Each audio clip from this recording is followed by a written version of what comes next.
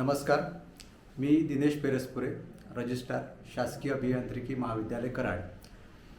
तर आपल्या इथे वेगवेगळे जे सेशन माध्यमातून वेगवेगळी माहिती दिल्या जाते, त्यातलाच हा एक व्हिडिओ बनवण्याचा आम्ही प्रयत्न केला आहे की आपल्या इथे वेगवेगळ्या ॲक्टिव्हिटी चालतात, वेगवेगळे क्लब्स असतात आणि त्या अंतर्गत वेगवेगळ्या ॲक्टिव्हिटीच्या माध्यमातून विद्यार्थ्यांना इंजिनिअरिंगसोबत इतर विषयाची जर आवड असेल आणि ती आवड जोपासण्याकरता वेगवेगळे हे माध्यम आहे, म्हणजे वेगवेगळे क्लब आहे, या माध्यमातून त्याच्या आवडीनिवडीची जोपासना केली जाते. त्याच अनुषंगानं काही जे क्लब्ज आहेत, मग कॉम्पिटेटिव्ह एक्झामचे जे क्लब्ज आहेत, तर या अंतर्गतही काही विद्यार्थ्यांनी उत्तुंग असं यश मिळवलेलं आहे. याचंच एक उदाहरण म्हणून आज तुमच्यासमोर मी श्रीयुत प्रसाद चौगुले, जे 2019चे बॅचचे महाराष्ट्रातून प्रथम आलेले डेप्युटी कलेक्टर उपजिल्हाधिकारी म्हणून ज्यांची निवड झालेली आहे, त्यांचं थोडक्यात मी ओळख करून देतो. आपल्या इथलेच ते कराडचे आहेत.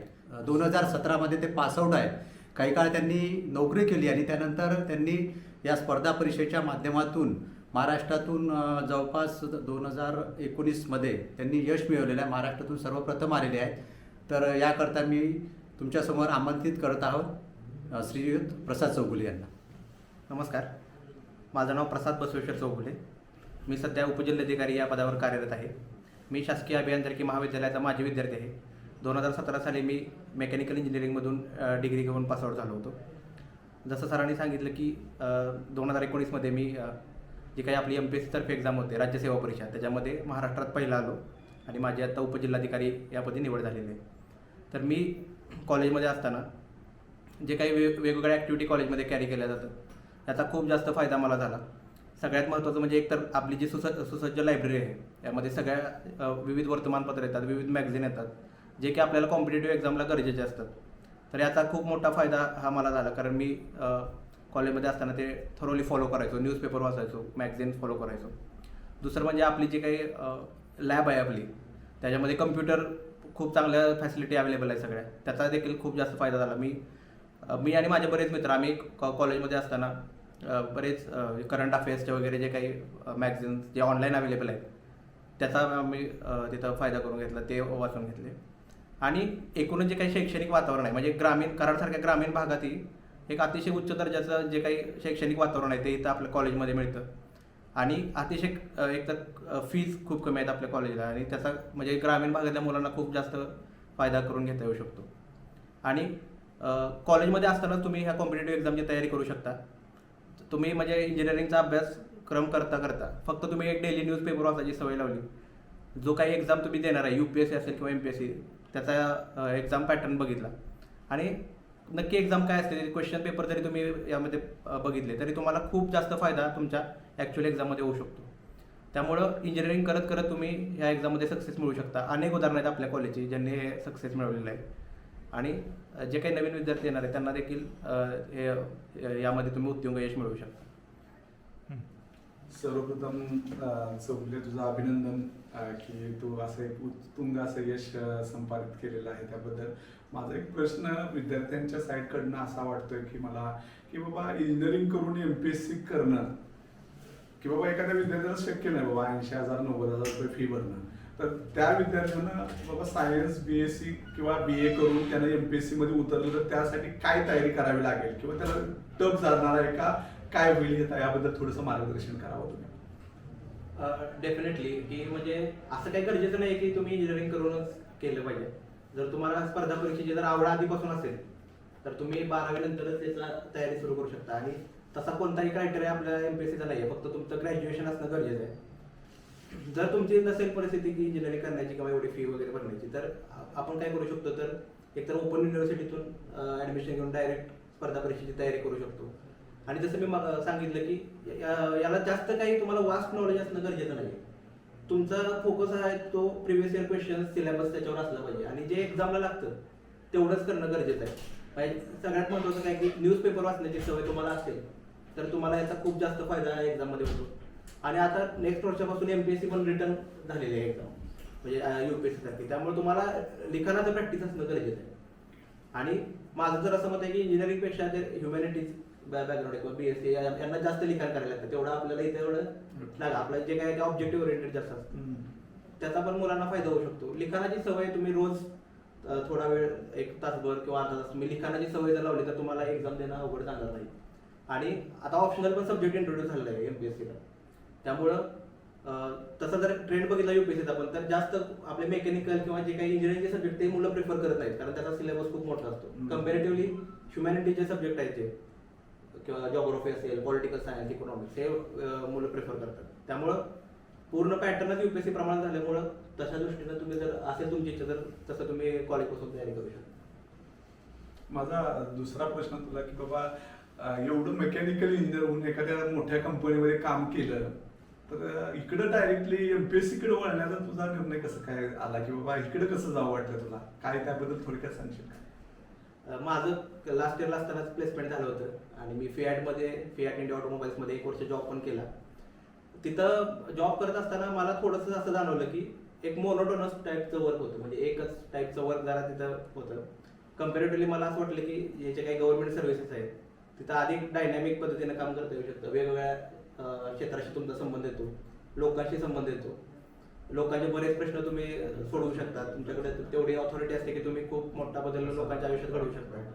तर मला थोडंसं असं वाटलं की आता मी म्हणजे प्रायव्हेटचा एक्सपिरियन्स घेतलेला आहे, मग मला असं वाटलं की थोडं अजून काहीतरी चॅलेंजिंग करण्याची आपल्या क्षमता आहे, आपण ती टेस्ट करण्याची आवश्यकता आहे.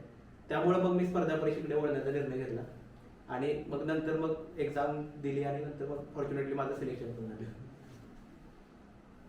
हां, मला एक प्रश्न विचारायचा होता की बऱ्याच वेळा असं होतं की आपण जे विद्यार्थी आर्ट कॉमर्स डिसिप्लिनमधून शिकून आलेले आहेत किंवा जे विद्यार्थी इंजिनिअरिंग किंवा मेडिकलमधून आलेले आहेत, तर ह्या दोन्ही विद्यार्थ्यांमध्ये जी थिंकिंग ॲबिलिटी वगैरे जी असते, डिसिप्लिन जी असते, हार्ड वर्किंग ॲबिलिटी जी असते, हा डिफरन्स दिसतो. तर ह्या सगळ्या गोष्टींचा एमपीएससी करताना कितपत फायदा होतो? नक्कीच खूप फायदा होतो. म्हणजे ज्या काही कॉलेजच्या दरम्यान किंवा तुमच्या शालेय शिक्षणामध्ये ज्या काही तुम्हाला सवयी लागलेल्या असतात त्याचा तुम्हाला या अभ्यासामध्ये खूप फायदा होतो. कारण सगळ्यात महत्त्वाचं काय तर ही प्रोसेस खूप लेंदी आहे. म्हणजे प्रोसेस 1 वर्ष चालते. 1 वर्ष तुमची तेवढी मेंटल स्टेबिलिटी असणं गरजेचं आहे, सगळ्यात महत्त्वाची गोष्ट. दुसरी गोष्ट काय तर इथं जे काही लॉजिकल थिंकिंग किंवा जे काही अनालिटिकल थिंकिंग जे आपलं इंजिनिअरिंगमध्ये डेव्हलप होतं किंवा कमी वेळात जास्त आउटपुट जे काही आपण एक्झाममध्ये इकडे इंजिनिअरिंगला करतो, तर तसा अप्रोच जर असला तर इकडं कसा हा वास्ट सिलेबस आपण फास्ट कव्हर करू शकतो.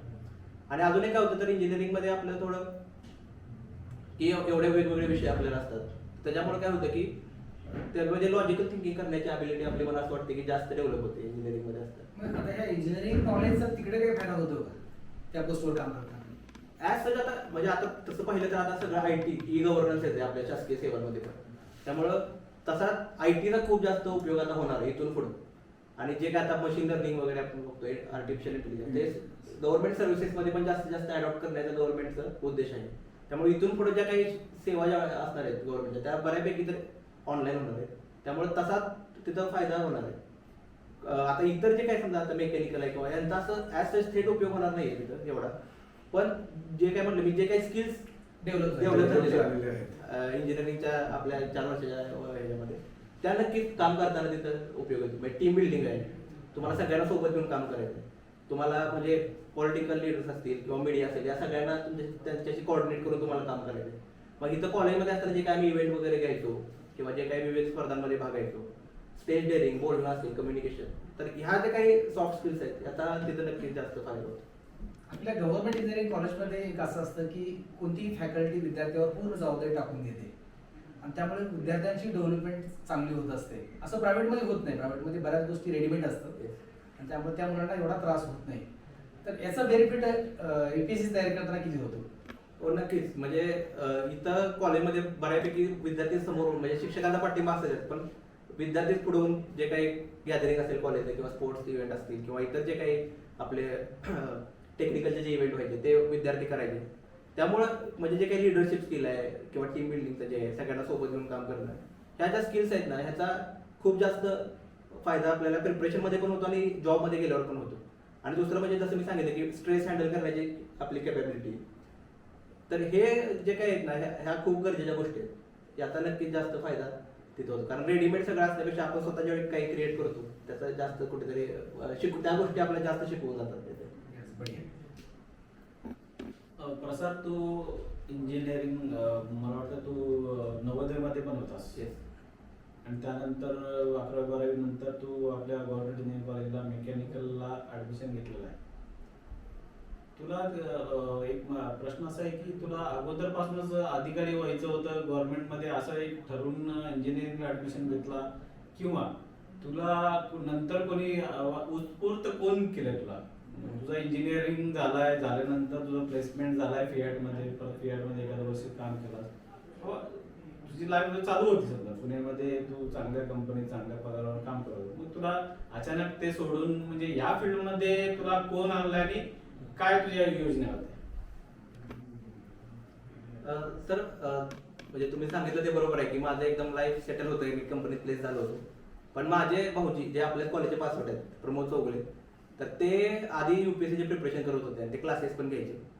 त्यांच्याशी माझं डिस्कशन व्हायचं, त्यावेळी मग असं कुठेतरी मला पण वाटायचं की आपण पण ही तयारी केली पाहिजे.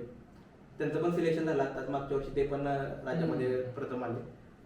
एक तर त्यांचा जो काही अभ्यास वगैरे होता तर तो मी पाहायचो आणि आमचं असं डिस्कशन व्हायचं. त्यावेळी मला असं वाटायचं की हे आपण गव्हर्नमेंट सर्व्हिसमध्ये ट्राय करू शकतो. दुसरं म्हणजे की जे काही माझे मित्र होते,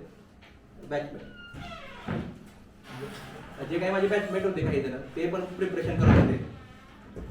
त्यामुळे मला असं वाटायचं की मी त्यांच्या रूमवर वगैरे जायचो ज्यावेळी पुण्यामध्ये असताना, त्यावेळी मला असं वाटायचं की हा अभ्यासक्रम आपण बऱ्यापैकी कव्हर करू शकतो जर आपण हे ट्राय केलं तर. फक्त आपल्याला डेडिकेटेडली एक वर्षभर अभ्यास करण्याची गरज आहे. त्यामुळं मी म्हणजे असं मला वाटलं की एक ट्राय करूया. आणि जसं मी म्हटलं की मला असं वाटायचं आपल्याला पोटेन्शियल आहे अजून, आपण ते अजून टेस्ट केलेलं आहे, तर थोडे रिस्क घेऊन बघूया असं मला वाटलं. त्यामुळे मी मग जॉब स्किप करून इकडे येण्याचा निर्णय घेतला. तुला असं कधी वाटलं की बाबा मी महाराष्ट्रातून प्रथम येईल किंवा मी एक नंबर मिळवणारच, असं कधी वाटलं का? आधी तर काही असं मी ठरवलं नव्हतं. पण माझं ऍक्च्युली मी रँकचा कधीच विचार केला नव्हता ना की मी पोस्टचा विचार केला. माझं एवढं असायचं की जो काही आपण अभ्यास करतोय तो आपला परफेक्ट करणं गरजेचं आहे. म्हणजे समजा मी एखादा सब्जेक्ट आता घेतलेला आहे, जॉग्राफी असेल, माझा फोकस एवढा असायचा की त्या विषयाच्या सगळ्या कन्सेप्ट क्लिअर करणं गरजेचं आहे. कारण तुम्ही जर आधीच जर रँकचं वगैरे जर आधीच आपण डोक्यात ठेवलं तर बऱ्याच वेळेला ते निगेटिव्ह प्रेशर येतं. त्यामुळे काय होतं की आपला परफॉर्मन्स डाऊन होऊ शकतो. त्यामुळे माझा जर फोकस असायचा की जे काही सिलेबस आहे तो परफेक्टली कव्हर करायचा, जे काय होईल ते एक्झाम मध्ये होईल. ओके. सक्सेस रेट जर बघितला आपण, म्हणजे विद्यार्थी बसले आणि विद्यार्थी क्लिअर झाले, याच्यामध्ये आपल्याला बऱ्यापैकी तफावत आढळते. आणि त्यावेळेला आपल्याकडे महाराष्ट्रात अशी काही घटना घडल्या की MPSCच्या परीक्षा दिल्यानंतर मुलांना फ्रस्ट्रेशन येतं. आणि म्हणजे एक ट्रेनिंग प्लेसमेंट ऑफिसर म्हणून माझा आग्रह असतो मुलांना की तुम्ही करिअरबद्दल अगोदर जागरूक राहा, सतर्क राहा आणि ज्या संधी मिळतात त्या तुम्ही अगोदर एनकेस करा. परंतु आमच्याकडे बऱ्याच वेळा मुलांचं असं हे राहतं की नाही मला UPSC MPSC करा. आपल्या कॉलेजचा म्हणजे तुझ्यासारखी विद्यार्थी ज्यावेळेला चांगला सक्सेस मिळवतात त्यावेळेला स्वाभाविकपणे मुलं इन्स्पायर होणं स्वाभाविक आहे. परंतु मला असं वाटतं की नंबर ऑफ स्टुडंट्स त्या ह्याला जाणं हे थोडंसं मुलांनी रिस्ट्रिक्ट करायला पाहिजे. आणि त्याकरता तू मुलांना काय सजेस्ट केली की कुठल्या त्यांच्या ॲप्टिट्यूडमुळे त्यांनी UPSC MPSC कडे वळावं, त्याच्याबद्दल तू जर सांगितलं असतं ते मला जास्त आवडेल. Definitely sir. म्हणजे मागच्या काही वर्षामध्ये सोशल मीडिया जेव्हापासून आलेलं आहे त्यापासून या ज्या काही पोस्ट आहेत ह्याला म्हणजे जास्त ग्लॅमर प्राप्त झाले. त्यामुळे मुलं त्या ह्याच्यामुळे तिकडे जाण्याचा म्हणजे तिकडे जाण्याचा प्रयत्न करतात. पण माझं असं मत आहे की सगळ्यात पहिल्यांदा की आपल्याला नक्की का जायचं आहे हे आपले स्वतःचे काही कारण तयार पाहिजे. तुम्हाला शासकीय सेवेत जाऊन नक्की काय करायचं, कारण हे जे रिझन्स आहेत ते तुम्हाला मोटिवेट करणार आहेत. कारण ही प्रोसेस खूप मोठी आहे. जर तुम्हाला अपयश आलं तरी तुम्हाला हे रिझन जर तुमचे स्ट्रॉंग असतील की मला काय करायचं नक्की शासकीय सेवेतून, तर तुम्हाला ते रिझन तुम्हाला मोटिवेट करणार आहे. दुसरी महत्वाची गोष्ट जसं तुम्ही सांगितलं की सक्सेस रेशो इथं खूप कमी आहे. म्हणजे याच्यामध्ये इथं सक्सेसला कुठलाही सिंगल फॅक्टर नाही आहे, मल्टिपल फॅक्टर आहेत ॲट अ टाइम, जे सगळे जुळून यायला लागतात त्यावेळेस सक्सेस मिळतं. तर मुलांना मला असं वाटतं की प्लॅन बी आधीच रेडी पाहिजे. तुम्ही ज्यावेळी या क्षेत्राकडे जाताय तर हे खूप अनसर्टनिटी असणारं क्षेत्र आहे. इथं कोणीच सांगू शकत नाही की आता मी जरी समजा पहिला आलो मागच्या वर्षी तरी मी सांगू शकत नाही की ह्या वर्षी माझं सिलेक्शन होईल की नाही, एवढी जास्त अनसर्टनिटी आहे. तर मुलांनी इकडे जाताना तुमचा प्लॅन बी रेडी पाहिजे. आता जसं मी समजा 1 वर्ष एक्सपिरियन्स घेऊन तिकडे गेलो होतो, त्यामुळे जर इन केस जरी समजा माझं सिलेक्शन झालं नसतं तरी त्या 1 वर्ष एक्सपिरियन्सचा मला कुठेतरी फायदा झाला असता. तर मुलांनी तो विचार केला पाहिजे. दुसरी आपल्या फायनान्शियल घरची कंडिशन कशी आहे आपली याचा पण खूप विचार केला पाहिजे. कारण तुम्ही जे 3-4 वर्ष तिथं स्पेंड करणार आहे याचा कुठेतरी फायनान्शियल बर्डन तुमच्या फॅमिलीवर येत असतं. मग आयदर तुम्ही त्याची काहीतरी सोय असेल तर तुम्ही इकडे येऊ शकता डायरेक्ट जॉब स्किप करून, नाहीतर तुम्ही सुरुवातीला तरी किमान जॉब करत करत या एक्झाम नक्की कशी आहे याच्याबद्दल माहिती घेतली पाहिजे. त्याला काय होतं की तुम्हाला एक्झामचा अंदाज येतो, तुम्हाला हे पण समजतं की आपण हे करू शकतो की नाही. तुम्ही त्यासाठी प्रिव्हियस इयर क्वेश्चन्स बघणं, त्याचा सिलेबस बघणं हे गरजेचं आहे. बरेच मुलं काय करतात, काही न बघता थेट त्या स्पर्धेमध्ये उडी मारतात. तर त्याचा सगळा अंदाज घेऊन एखादा अटेम्प्ट पण तुम्ही दिलं तरी चालेल. जॉबमध्ये असताना तर मी पण तसं केलं होतं. मी जॉबमध्ये असताना ते क्लास 2ची एक्झाम होती, त्याचा अटेम्प्ट दिला होता. त्यामुळे मला असा अंदाज आला की ठीक आहे, आपण थोडा दोन अभ्यास केला तर हे आपल्याला होऊ शकतं. मग या सगळ्या असं गोष्टींचा अंदाज घेऊन आपले फायनान्शियल जे काय ते सिक्युअर करून तुम्ही या क्षेत्राकडे आलं पाहिजे. तसं फार छान उत्तर दिलंस तू. प्लॅन बी मुलांचा असायला पाहिजे.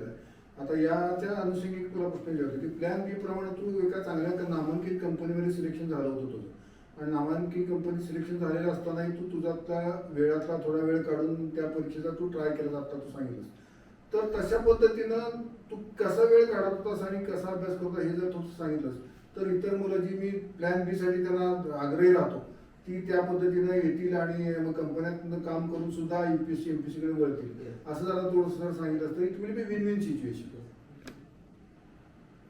कंपनीत काम करून थोडंसं हेक्टिक होतं, पण ते आता शेवटी आपलं एम आहे तर आपल्याला साध्य करण्यासाठी थोडे एक्स्ट्रा एफर्ट्स घेणं गरजेचं आहे. आता तर बरंच मटेरियल असं आहे की जे तुम्हाला ऑनलाईन अवेलेबल आहे, म्हणजे क्लासेस असतील किंवा नोट्स असतील किंवा ऑडिओ लेक्चर्स आहेत. तर मी काय करायचो, आता मला ट्रॅव्हलिंग मला रोज 1 तास करायला लागायचं, तर मी ऑडिओ लेक्चर्स ऐकायचो त्या दरम्यान ट्रॅव्हलिंग करताना, कारण तेवढाच वेळ माझा मग तो वाचायचा. किंवा जो काही कंपनीचा लंच ब्रेक आहे त्याच्यामध्ये मी न्यूजपेपर वाचायचो.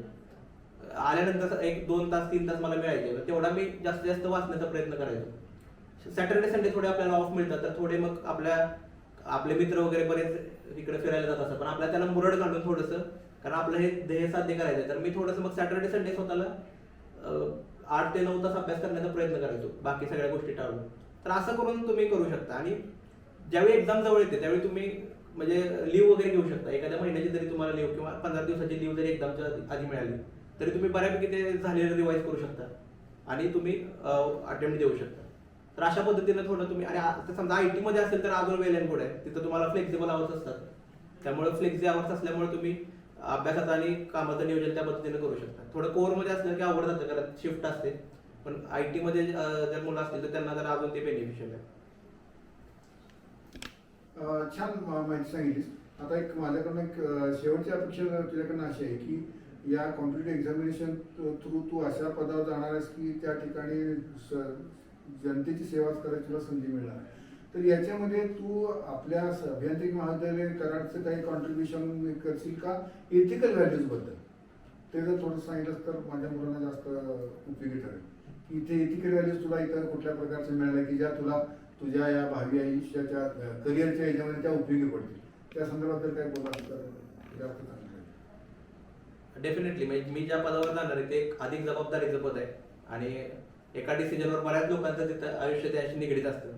त्यामुळे जे काही व्हॅल्यूज मला इथे कॉलेजमध्ये जे काही शिकायला मिळाल्या या 4 वर्षामध्ये, आणि मी नेहमीच माझ्या प्रत्येक इंटरव्ह्यूमध्ये आपल्या कॉलेजचं देखील नाव घेतलेलं आहे की माझ्या यशामध्ये कॉलेजचा देखील खूप मोठा वाटा नेहमीच राहिलेला आहे. मगाशी पण मी सांगितलं की जे काही टीम बिल्डिंग आहे किंवा लिडरशिप क्वालिटीज आहेत, त्यासोबत म्हणजे प्रामाणिकपणे राहून काम करणे, जे काही इथल्या शिक्षकांकडून मला शिकायला मिळालं, या गोष्टींचा मला तिथं काम करताना खूप जास्त फायदा होणार आहे. आणि जेवढ्या डेडिकेटेडली इथले सगळे स्टाफ आणि जे काही शिक्षक आहेत ते मुलांच्या एकूणच प्रोग्रेससाठी जे काही काम करतात तर ते डेफिनेटली एक म्हणजे वाखाणण्याजोगं आहे. तसंच काम आम्ही जर तिथं राहून करू शकलो तर ते जनतेचा देखील त्यामध्ये खूप जास्त फायदा होऊ शकतो.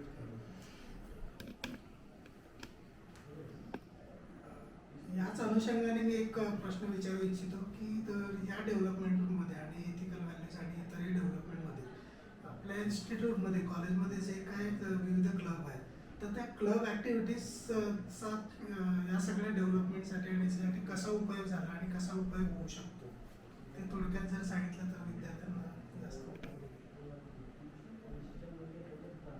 तर आपल्या कॉलेजमध्ये जे काही वेगवेगळ्या ऍक्टिव्हिटीजचे जे काही क्लब वगैरे जे ऑर्गनाईज केले जातात तर हे अतिशय एक स्तुत्य उपक्रम आहे. कारण काय की म्हणजे जे काही आपला नॉर्मल अभ्यास आहे करिक्युलमचा तो सोडून इतर जे काही आपले इंटरेस्ट आहेत ते जोपासण्यासाठी आता खूप जास्त मदत होऊ शकते. आणि आपण जे काही समजा त्यातले पर्टिक्युलर एखाद्या विषयातले एक्सपर्ट वगैरे बोलून जर आपण समजा लेक्चर्स वगैरे ऑर्गनाईज केले तर खूप आधीपासून मुलांना एक ट्रॅक मिळतो की त्या समजा एखाद्या क्षेत्रामध्ये आपल्याला करिअर करायचं आहे तर त्यासाठी आपण काय केलं पाहिजे. म्हणजे असे जे क्लबच्या माध्यमातून विविध जे कार्यक्रम जे ऑर्गनाईज केले जातात त्याचा एकूणच मुलांच्या बिल्डिंग म्हणजे जे काही सॉफ्ट स्किल्स डेव्हलपमेंट असतील याच्यामध्ये खूप जास्त रोल आहे आणि याचा फायदा नक्कीच मुलांना भविष्यातल्या करिअरमध्ये होणार आहे. प्रसाद, मला एक प्रश्न विचारायचा आहे की बाबा ग्रामीण भागातला एखादा विद्यार्थी आहे, त्यानं आता तुम्ही ज्याप्रमाणे पुण्यामध्ये जाऊन प्रिपरेशन केलं, तर बाबा एखादा ग्रामीण भागातला विद्यार्थी आहे, त्याला बाबा एका वर्षाचा तिथं पुण्यामध्ये एमपीएससीचं प्रिपरेशन करण्यासाठी कुठल्या कुठल्या बाबींचा विचार करून किती खर्च येतो महिन्याला, तर हे जर कळलं तर एखादा ग्रामीण भागातला विद्यार्थी ते करू शकतो. त्याच्या आधी मी एक सांगेन की प्रिपरेशन पुण्यात जाऊनच केलं पाहिजे असं काही गरजेचं नाही. म्हणजे हा ऍक्च्युली काय म्हणतात त्याला की रुमर असतो की पुण्यात जाऊनच केलं तरच तुम्हाला सक्सेस मिळू शकतं. तर पुण्यात जाऊनच केलं पाहिजे असं काही नाही. आता आपली टेक्नॉलॉजी इतकी ऍडव्हान्स झालेली आहे की तुम्ही इतर राहूनही करू शकता. तुमचा प्रश्न सर असा होता की पुण्यात खर्च किती येतो. तर कसं आहे की पुण्यामध्ये आता तुम्ही जाऊन तिथं लायब्ररी जॉईन करणार, तुमचा राहण्याचा खाण्याचा खर्च, तर असं जर ऍव्हरेज आपण पकडला तर किमान एक 10,000 रुपये खर्च तरी सध्याच्या जे काही परिस्थिती आहे त्याच्यामध्ये मुलांना येतो. त्यामुळं जर एखाद्याची जर परिस्थिती नसेल किंवा तो फायनान्शियली अफोर्ड करू शकत नसेल तर आपण इथे देखील म्हणजे बऱ्यापैकी सगळे क्लासेस वगैरे आता ऑनलाईन अवेलेबल आहेत, लेक्चर्स ऑनलाईन अवेलेबल आहेत किंवा काही फ्री लेक्चर्स देखील आपल्याला बऱ्यापैकी मिळतात. नोट्स पण आता कराडसारख्या शहरामध्ये पण बऱ्यापैकी जे काही तिथलं पुण्यातलं मटेरियल ते सगळं अवेलेबल आहे. त्यामुळं जर एखाद्याला शक्य नसेल तर इतर राहूनही तेवढं प्रिपरेशन करता येऊ शकतं. म्हणजे फक्त एक्झामच्या वेळी आपण पुण्याला ट्रॅव्हल करू शकतो, बाकी तर चांगली प्रिपरेशन करू शकतो. माझा एक प्रश्न होता की हल्ली विद्यार्थी, तुम्हाला माहिती आहे की स्टुडंट जे आहे मग कुठल्याही फॅकल्टीचा असो, इंजिनिअरिंग असो किंवा आर्ट असो, कॉमर्स असो, आता झोकून देण्याची प्रवृत्ती अलीकडे खूप जास्त वाढत आहे अप टू एज बारपर्यंत. तर माझा एक प्रश्न असा होता की किती वर्ष साधारणतः द्यायला पाहिजे, की या कालावधी आपण निश्चित केला पाहिजे की 2 वर्ष 3 वर्ष, की या कालावधीत झालं नाही तर आपण क्विट आउट करू शकलो पाहिजे आणि प्लॅन बी तुम्ही जे सांगितला त्याप्रमाणे अप्लाय करू शकलो पाहिजे. तर माझा मुख्य प्रश्न आहे की साधारणतः किती वर्ष द्यायला पाहिजे, ते यश हो किंवा अपयश हो. तर हा जर या प्रश्नाचं उत्तर मला मिळालं तर जास्त फायदा असेल. हा सर खूप मोठा म्हणजे खूप चांगला क्वेश्चन तुम्ही विचारलेला आहे. कारण बरेच विद्यार्थी हा म्हणजे फेस करत आहेत. कारण एकदा तुम्ही जर या क्षेत्रामध्ये आला, जर तुम्हाला जर यश मिळालं नाही तर तुम्ही यामध्ये अडकून राहता, तुमच्या उमेदीतले वर्ष याच्यामध्ये वाया जातात. त्यामुळं मी नेहमीच असं सांगतो की ज्यावेळी तुम्ही या क्षेत्रामध्ये येणार आहे त्याचवेळी तुमच्या डोक्यामध्ये कुठेतरी पाहिजे की आपण किती वर्ष इथं स्पेंड करू शकतो. म्हणजे जे काही मी सांगितलं की आपले फायनान्शियल बॅकग्राऊंड वगैरे याचा विचार करून एकतर डिसाईड केलं पाहिजे. आणि कसं आहे की तुम्ही जर समजा एक्झाम देत असाल आणि जर प्रिलियम्सच तुमची क्लिअर होत नसेल समजा, आणि त्याच्या प्रिलियम्स आणि तुमच्या मार्क्समध्ये आणि कट ऑफमध्ये जर खूप जास्त अंतर राहत असेल तर तुम्ही 2 ते 3 अटेम्प्ट झाल्यानंतरच तुम्ही स्वतःला सांगितलं पाहिजे की कदाचित हे क्षेत्र आपलं नाही, इतर क्षेत्रामध्ये आपण चांगलं करू शकतो. जर तुम्हाला सक्सेस मिळत असेल म्हणजे तुम्ही प्रिलियम्स क्लिअर होत आहे, मेन्स तुमची थोड्या मार्कात राहते किंवा एखादा दुसरा इंटरव्ह्यू जर तुम्ही दिलाय तर तुम्ही डेफिनेटली तुमच्या चुका कोठे होत आहेत ते पाहिलं पाहिजे की त्यात इम्प्रूव्ह केल्यानंतर तुम्हाला हे सक्सेस मिळू शकेल. पण मला असं वाटतं की म्हणजे माझंही वैयक्तिक मत आहे की जर 3 अटेम्प्ट मध्ये तुमचे जर प्रिलियम्स जर क्लिअर होत नसेल समजा आणि त्यामध्ये खूप जास्त मार्जिन राहत असेल कट ऑफ मध्ये तुमच्या मार्क्समध्ये, तर तुम्ही डेफिनेटली स्विच झालं पाहिजे. कारण 3 वर्षाचा अभ्यास मला असं वाटतं की सफिशियंट आहे की तुम्ही ऍटलीस्ट प्रिलियम होऊ शकता. आणि तसं म्हणजे बऱ्याच जणांना असं पण आहे की काही उदाहरणं की 5 अटेम्प्टला प्रिलियम क्लिअर झालं नाही, 6व्याला डायरेक्ट पोस्टच मिळाले. तर ते आपापल्या ह्याच्यावर आहे शेवटी की आपण किती पर्यंत सस्टेन करू शकतो याच्यामध्ये. की जसं मी सांगितलं सगळ्या याच्यामध्ये फायनान्शियल सगळ्यात महत्वाचं ते म्हणजे ते प्रेशर तुमची फॅमिली बिअर करू शकते का तुम्ही जर 5 वर्ष इकडे अभ्यास करताय, तर ते आपापल्या प्रत्येकाने जजमेंट करून त्या पद्धतीने निर्णय घेतला पाहिजे. अतिशय उत्तम अशा प्रकारे प्रश्नांचा तू उलगडा केलेला आहेस. आपले गव्हर्नमेंट कॉलेजचे विद्यार्थी असो किंवा कुठल्याही कॉलेजचे विद्यार्थी असो, कशा प्रकारे आपण प्रिपरेशन करायला पाहिजे. एखादा इंजिनियर हा एमपीएससी यूपीएससी कसा करू शकतो आणि टॉपर कसा येऊ शकतो याचं उत्तम उदाहरण म्हणजे प्रसाद चौगुले. हे अख्ख्या महाराष्ट्रानं बघितलेलं आहे. आणि त्याचप्रमाणे जे प्रमोद चौगुले जे आहेत हे त्यांचे भाऊजीच आहेत, ते पण आमचाच विद्यार्थी आहे आणि ते पण टॉपर आलेले आहेत महाराष्ट्रात. तर अशा प्रकारे एकाच घरातून 2 टॉपर सलग वर्षी येणं हे मला वाटते अभिमानास्पद आहे आमच्या कॉलेजसाठी आणि आमचा विद्यार्थी आहे असं सांगायला आम्हाला गर्व वाटते.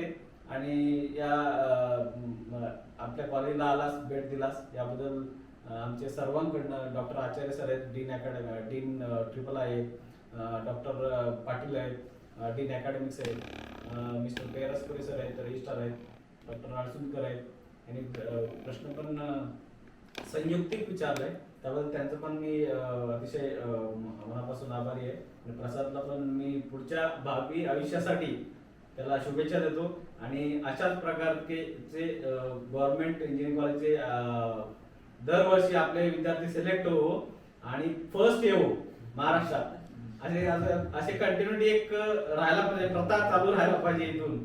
तर असं शुभेच्छा देऊन मी ही जे हितगुज म्हणता येईल याला हे हितगुज इथंच थांबवतो. जय हिंद, जय महाराष्ट्र.